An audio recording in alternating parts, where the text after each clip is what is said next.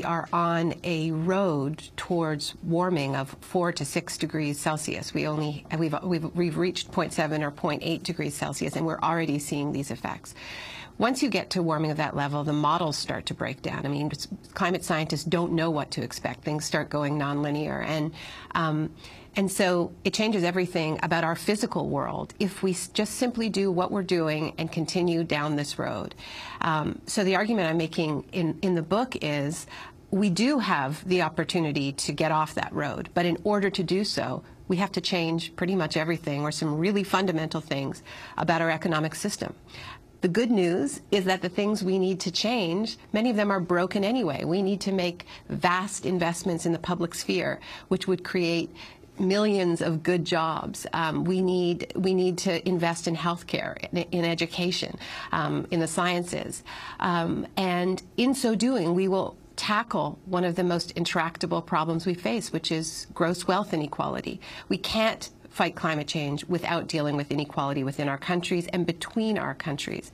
So the argument I'm making is really quite a hopeful one. I think if we do respond to climate change with the decisiveness that the scientists are telling us we do, if we respond in line with science, we have a chance to remake our economy, the global economy, for the better. But this is not going to be the kind of change that comes from below. It's going to, from above. It's going to be the kind of change that is demanded by mass movements from below.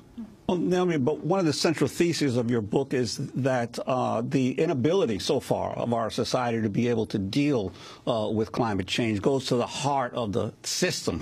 Yeah. And you say at one point, we have not done the things that are necessary to lower emissions because those things fundamentally conflict with deregulated capitalism, the reigning ideology for the entire period we've been struggling to find a way out of the crisis. Yeah. Could you elaborate on that? So the book starts from the premise that the things we have done to try to address this crisis have failed. And this is not a controversial position. It can't be when we look at the numbers, and the numbers don't lie. I mean, governments started negotiating towards emission reduction in 1990. That's when the official negotiations started.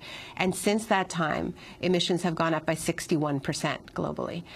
So it's not just that we're not solving the problem. It's that we're making it a lot worse. And in concrete terms, we see this every day. I mean, that we see the contradictory messages of those alarming reports, ever more alarming reports coming from scientists on the one hand, and on the other hand, political leaders doubling down on the dirtiest and highest risk fossil fuels. We're tearing up this continent to get at shale gas, to get at tar sands, to get at coal in mountains. We're detonating mountains. We're just going for it on the most horrendous level. So how do people even hold these contradictions in their mind?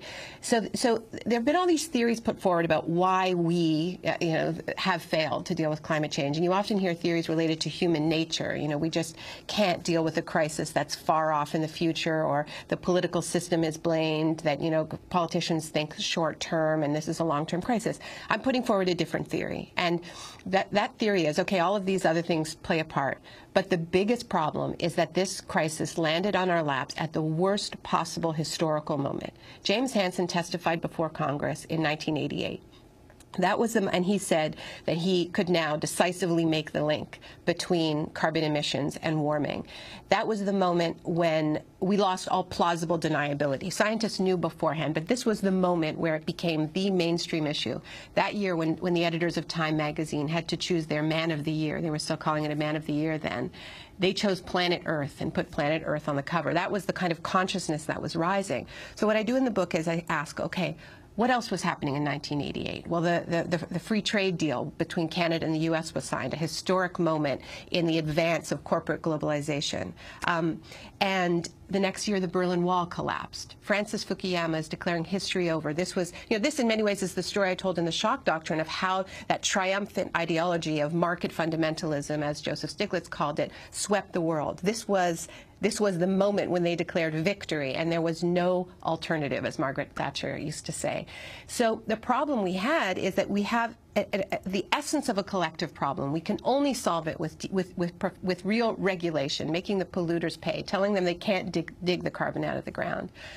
And we need to come together collectively to respond to this crisis. We need to invest in the public sphere.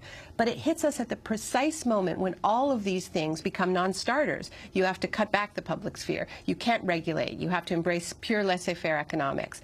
And so the argument I'm making is, we cannot solve this crisis without a profound ideological shift.